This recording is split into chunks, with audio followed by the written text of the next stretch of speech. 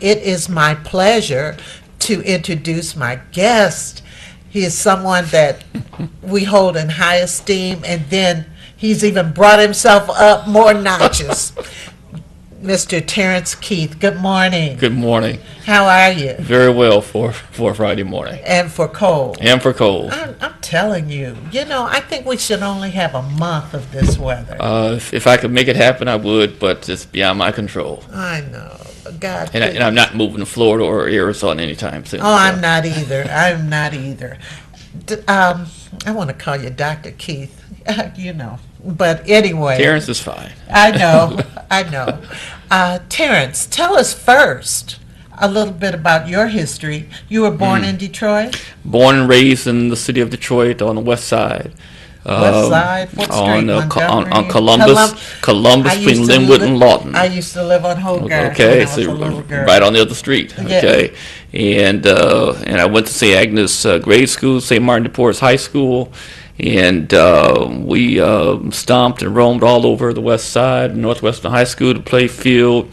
I ran up to Immaculata from time to time and all kinds of other things. And but I am a native Detroiter through and through, and I still live in the city of Detroit. And Detroit has always been my heart and soul. Where did you go to college? University of Michigan. Okay, you went to Michigan. Right. And when did you decide to get into the law?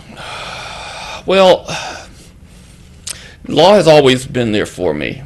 My dad, Luther Keith, was very active in the 40s and the 50s, in the 60s with civil rights activities, and he was very active in having at that time Negro History Week, which became Negro History Month, which later became Black History Month. But he was very active on those matters, and then of course. When my uncle became a federal judge. That's Judge Damon Keith, right? Yes. And that happened while I was really my freshman year in high school. And that heightened my interest in it. And so it's always kind of been there through my father, through my uncle, through my family. So you decided to go into law. Was there any particular strand of the law that you were interested in? At the time, being just like a knucklehead kid, not knowing much about the law, it was just civil rights law. Right. Okay. And I would spend my weekends going down to the main library, going through their political science and area, and they had law books there too, and I would just pull out the books and just start reading them, not knowing what I was reading, but discovering a lot of history. And discovering history, and they make references to cases, and you go look up the cases, and you find out the factual detail that the stories don't have room to tell you. Right. So, because newspapers and all would only say so much. Only say so much, and it's subject to whatever the editor feels is noteworthy and lends to the story. But when you read the actual facts in the cases, you get a whole nother brand, a whole nother sense of what was going on. Anyone who reads the original transcript from the Sweet case in Detroit from years ago will have a totally different sense of how that matter went. Well, I was fortunate. I was fortunate to be able to write a play on the Sweet trial. Mm-hmm. Dr. Sweet's Tinderbox, which was at the museum. Yes. Yes. Yeah, I remember that. Yeah, I wrote and directed that. And Judge Giovanni played Frank Murphy. Mm-hmm. And the research I did, there's so much research on the ins and outs of that trial. Plus, a lot of the transcripts are at University of Minnesota, too. Yes. And a lot of people don't know. When you look at just the overview, it seems like one thing, but when you get to, well, you mentioned like the jury and stuff like that, and well, I'm saying the jury because what made me think of what was the grand jury in those two high-profile cases that just occurred. Maybe they saw something that we didn't see or hear about. Right. I don't know. And that's always the debate, isn't it? Yes. Yes, it's always a matter of what you see and what you hear that may have been excluded or that's been admitted. It changes everything. Oh, ladies and gentlemen, by the way, I'm just a detour. The next hour, we're going to have Cheryl Ajamu call in and talk about a big event that took place yesterday dealing with the Multicultural Media Luncheon. And back to you. That I had to make that Sure. little thing. Now, there's something else you do. Well, you're on the court now. Yes, I am. Probate. I'm on the Wayne County Probate Court. Yes. Gee, I know you get a lot of action down there, don't you? I get a lot of action down there, of a great variety, and I'm fortunate in many ways that the time, and not to dwell on this, but the time that I spent as the Chief Deputy Treasurer for Wayne County, getting to know so many people, helped me better understand and appreciate the matters that are presented to me. But I thoroughly enjoy it, and it allows me to touch people in ways that I wouldn't otherwise be able to do. And so it's more than just knowing the law. It's about being able to be sensitive to other things that are around you. That enables me to enjoy so much. I really appreciate you. I mean, I'm sure they do too, because the decisions you have to make impact so many lives too. Yes. Now, tell me about photography. When did you get into photography? How did you get into it, and so forth? I got into photography really in high school, kind of by accident. I was due to take a photography class at St. Martin de Porres, and the semester I was due to take it, they canceled the class. And the only thing they had was a film class. So I said, well, film is close to doing photography, and so I kind of built on that. But I've been doing photography for 25, 30 years now, and I'm really a kind of self-taught photographer. And of late, the stuff that I've learned has been on the web for the most part. Ladies and gentlemen, he has a wonderfully beautiful book, Sunrise on the Detroit River, a love letter to Detroit. Now, isn't it about time people write love letters about Detroit, and Detroiters do it? And that's what I really, really appreciate, the fact that you wrote this, published this beautiful book, because tell me what your impetus was. The impetus, excuse me, is kind of multifold. One is that I got tired of seeing all the ruin porn books about Detroit and all the negative books about Detroit. They have its place. I mean, in one context, those books kind of recognize the contributions that Detroit has made historically on the level of what London and Paris and what Athens, Greece did, because they changed a culture. Detroit changed the culture by its automobile, so it's in a way, a recognition of the antiquities that changed a world. But enough of that. Enough of that. If Rome can exist with both its old and its new, right, Detroit should be able to exist recognizing the beauty that is there, and it's always been there, but never talked about, never publicized. And so, to the extent that people want to say, well, reality is perception, and perception is reality, I felt that we needed to have a different perspective of ourselves. Because like most West Siders, I grew up, the sun rose over my neighbor's garage or across the treetops. And so when I finally wound up living at the Riverfront Apartments, I had a panoramic view of Belle Isle to the east and the Ambassador Bridge to the west. And every morning, I would get up to this wonderful view. And the first morning that I woke up, seeing the sunrise over the Belle Isle, I said, "This is not Detroit. This is some other city." Okay. And from that moment on, I put my camera in the tripod, and I would get up in the morning just to be able to take the pictures of whatever the sunrise would be. And when I would leave for work, I would put it to the other side of the window so I could capture the sunsets.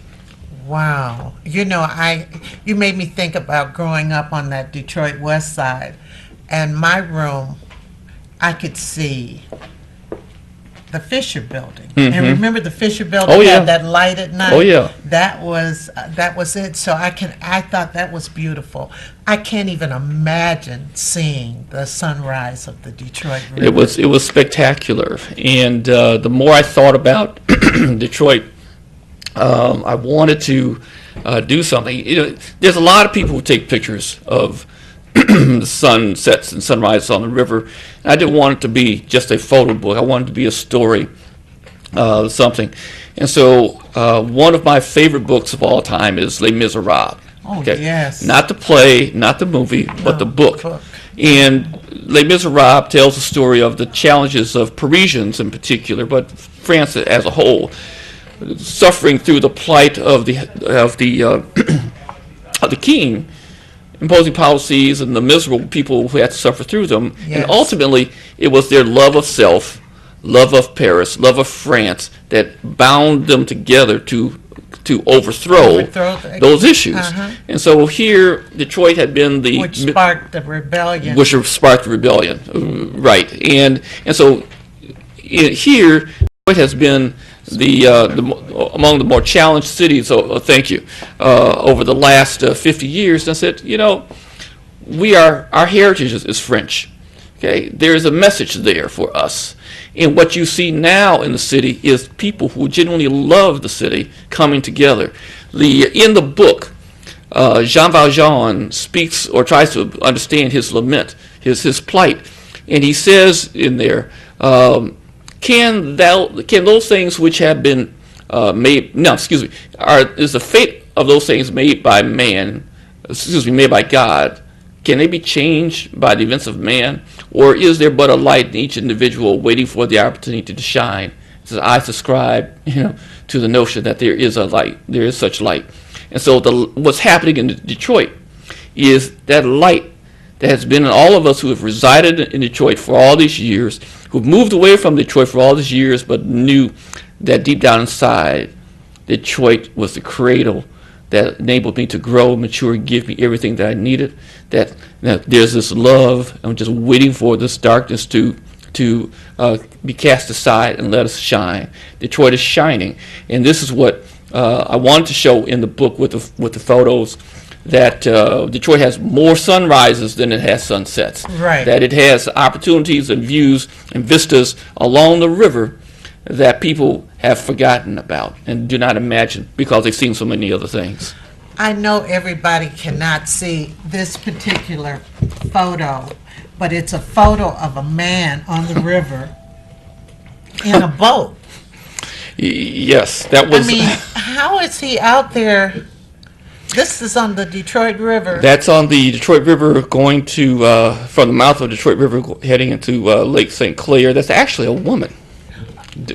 Oh, well, I just made an assumption. Now, I know, but it underscores just how adventurous the people in the city of Detroit in the area are. Wow. I mean, this is so fabulous because these sunrises are amazing. And you went different parks down the Detroit River? I visited every park along the Detroit River and have taken images from every one. And the book has images that are not from every park because I wanted to shape the story, the images with the storyline. But I visited every park along the river, going from Mariners Park all the way down to Delray, and all throughout the different times of the season. So this is the Belle Isle Bridge? This is the Belle Isle Bridge. If I turn it. Turn it. This is the Belle Isle Bridge taken from Gabriel Richard Park early in the morning. The reflections, I'd look at the reflections on the river. Yes. Just breathtaking, just totally breathtaking. I know you had to be amazed yourself. I thoroughly enjoyed getting up in the morning, being all alone on Belle Isle, the parts where no one else has or people seldom travel. This shot here, this shot was also taken from my apartment, and that is how the sky appeared that morning, as if the world itself had just awakened from the essence of its bowels and spit it out. What kind of camera do you use? I used 4 different cameras, as a matter of fact. I used a Nikon D50. I used a Nikon 3100, then used a Nikon 3000, and at some points I use a very high-end Panasonic Lumix that actually had better specs in many regards than my Nikon D50. Oh, really? Yep. Really? I have a Nikon, and I don't know what number it is. I'm just being honest with you. It's just overwhelming. And I thought I'd be a great photographer. I started with my Brownie camera. Well, you can have a great camera and have a horrible camera eye. I have a good camera eye, but Okay. I don't know. I just call myself being lucky. Yeah. Sometimes that's all it is. Wow. Okay. This looks like a painting. That was taken from the Belle Isle Bridge, and if I could. What did you do? Stop your car? No. How did you do this? I want to know how you did these things. No, you get up early in the morning. Okay, actually you get out before, and you scout the landscape, and you figure out where you want to be, where you need to be, before you actually take the shot. And there are times when right now I can basically look at where the sun is on most shots of Detroit and know what time of year it was just on sun position, and so that's what I wind up doing. This is so breathtaking. I mean, it seems like I'm just into my thing, but I'm not. I just want to share. Everyone needs to get a copy of this. Now, is this on Belle Isle or what? That's this shot to the right is It's a grassy area. It's the Belle Isle. It's by the lighthouse on Belle Isle. We all know where the lighthouse is. Everyone knows where the lighthouse is. What most people don't realize is that it is the only marble lighthouse on the continent, the North American continent. That's it, the Livingston Lighthouse. That's it. Okay? There are so many jewels here. And well, I just, before you go on, I just have to talk about this. You have the Renaissance Center in the background there. Yes. And could you tell us about this? And then it seems like you have these flowers. Is this depth of field? I'm just using the one term I know. It's a function of depth of field that enables you to focus on one item and bring others into focus and others So to what were you focusing on? On this one, it was kind of mid-range because I wanted some clarity on the rinse-in, but I also wanted to pick up enough detail of the flowers that were in front. And you did. And it picked it up. It picked it up. Yes. You did.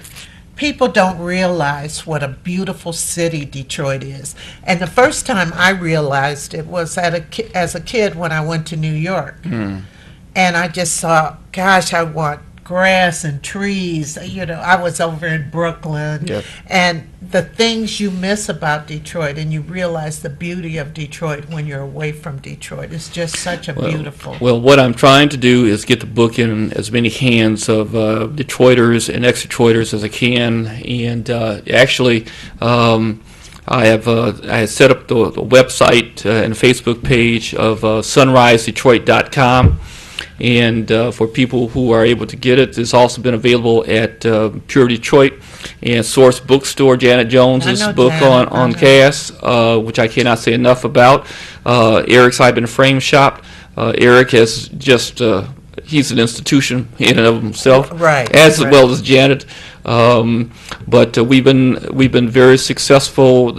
I've been deeply touched by the response by people throughout the city to the book. We released it in July. We're into our second printing already, and amazing. And I can't tell you how deeply touched I've been by all the stories. What have the people who've bought the book said? I had one person said, you know, this very shot you have of Belle Isle, that's exactly where my dad and I used to go fishing all the time when we were kids.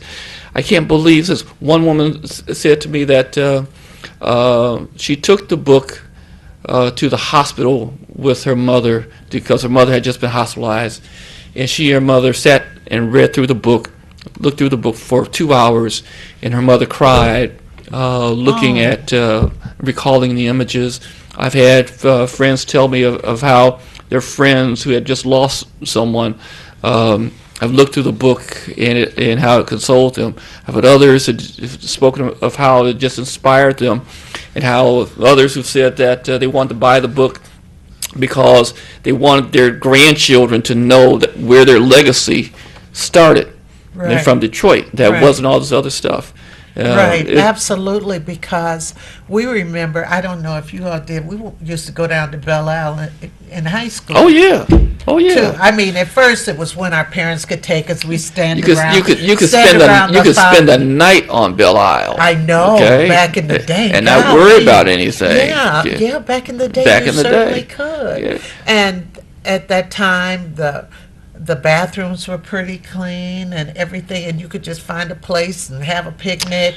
Right. I mean, it's just such a beautiful. Well, there are several photos of. There's one shot in particular of a gentleman on the North Pier, fishing pier, that at the time, and maybe he's out there listening right now. He would be out there every morning at 6 o'clock during the summertime. Really? Okay, and that's what he did, and he is in this book, and it's just a wonderful shot. And I was hoping I'd be able to run into him again, but I haven't been able to. That one, yes. Every morning at 6 o'clock. Every morning at 6 o'clock. This gentleman. During the summer, he would be there fishing. And he said, "That's what I do." And I unfortunately. Other photos that I've taken, I've gotten people's names that wound up being in the photo, but his I didn't get. And, well, maybe this summer you could just get it when he's down there. I'm hoping that the changes that have taken place down at Belle Isle hasn't run him away. Okay. I know. Belle Isle was not the place to go and have ruckus. It was a place of peace, family, fun. Right. And then when you were in high school, it's a place you could get a little privacy. And that's Tanglewood right. Drive. Right. Okay. All right. But that's the idea was to capture Belle Isle and to capture the experience of walking along the riverfront, both at sunrise and sunset. It's just so beautiful. Ladies and gentlemen, Terrance Keith has really written a beautiful, photograph and written a Yes. beautiful book. These photographs are unbelievable. And as I went through the book, I could see places that I stood or walked with a loved one or taken my children and so forth. And this is good. This is good because we can talk to them about it, talk to them about Detroit and how it was and so forth. And I don't know what's going to happen, really. It's going to be a challenge because one of the real concerns I have, in addition to photography, but the concerns is the legacy of African Americans in this city Right. in the years to come, and Because so that's many recorded. people feel disenfranchised. Right, and there's so many people who have great histories to tell that have not been captured just yet, and I'm hoping at some point in time I'll be able to do some of that. You will. We'll talk. Yeah, because no, I'm serious. That's been a point. I have written plays on the back in the day Detroit. It's been so important to me also. So, Terrance or Judge Keith, thank you so much for Thank you. coming on the show. And you could get your book at Eric's I've Been Framed. Source Bookstore, or go to sunrisedetroit.com. Right, and let's get the book. Let's give him a third print. Thank you. We'll be back in just a few minutes with Table Talk with Brenda Perryman. Stay tuned.